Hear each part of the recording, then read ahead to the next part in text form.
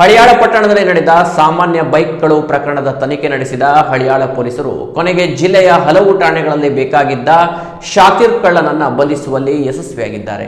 ಒಂದು ಕಳವು ಪ್ರಕರಣದಿಂದ ಆರಂಭವಾದ ತನಿಖೆ ದೊಡ್ಡ ಅಪರಾಧ ಚಟುವಟಿಕೆಯನ್ನ ಬಯಲಿಗೆಳೆಯುವಂತಾಗಿದೆ.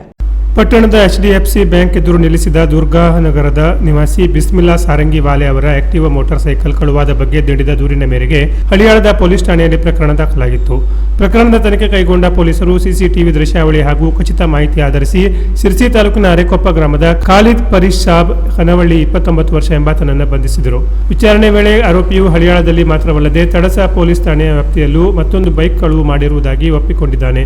ಈ ಹಿನ್ನೆಲೆಯಲ್ಲಿ ಆರೋಪಿಯಿಂದ ಸುಮಾರು 1 ಲಕ್ಷ ರೂಪಾಯಿ ಮೌಲ್ಯದ 2 ಮೋಟಾರ್ ಸೈಕಲ್ಗಳನ್ನು ಪೊಲೀಸರು ಜಪ್ತಿ ಮಾಡಿದ್ದಾರೆ. ಆದರೆ ತನಿಖೆ ಮುಂದುವರೆದಂತೆ ಇನ್ನಷ್ಟು ಅಚ್ಚರಿಯ ಸಂಗತಿಗಳು ಹೊರಬಂದಿದೆ. ಆರೋಪಿಯು ವಿರುದ್ಧ ಉತ್ತರ ಕನ್ನಡ ಜಿಲ್ಲೆಯ ವಿವಿಧ ಪೊಲೀಸ್ ಠಾಣೆಗಳಲ್ಲಿ 10ಕ್ಕೂ ಹೆಚ್ಚು ಕಳುವು ಪ್ರಕರಣಗಳು ದಾಖಲಾಗಿರುವುದು ಬೆಳಕಿಗೆ ಬಂದಿದೆ. ಇದರಿಂದ ಆರೋಪಿಯು ದೀರ್ಘಕಾಲದಿಂದ ಜಿಲ್ಲೆಯಲ್ಲಿ ಬೈಕ್ ಕಳುವುಗಳಲ್ಲಿ ತೊಡಗಿಸಿಕೊಂಡಿದ್ದ ಶಂಕೆ ವ್ಯಕ್ತವಾಗಿದೆ. ಆರೋಪಿಯನ್ನು ನ್ಯಾಯಾಲಯಕ್ಕೆ ಹಾಜರುಪಡಿಸಲಾಗಿದ್ದು ನ್ಯಾಯಾಂಗ ಬಂಧನಕ್ಕೆ ಒಪ್ಪಿಸಲಾಗಿದೆ. ಈ ಕಾರ್ಯಾಚರಣೆ ಉತ್ತರ ಕನ್ನಡ ಜಿಲ್ಲಾ ಪೊಲೀಸ್ ಅಧೀಕ್ಷಕ ದೀಪನ್ MN ಅವರ ಮಾರ್ಗದರ್ಶನದಲ್ಲಿ ವಿವಿಧ ಠಾಣೆಗಳ ಪೊಲೀಸರ ಸಹಯೋಗದಲ್ಲಿ ಯಶಸ್ವಿಯಾಗಿ ನಡೆದಿದೆ. Canara plus news, Karwar.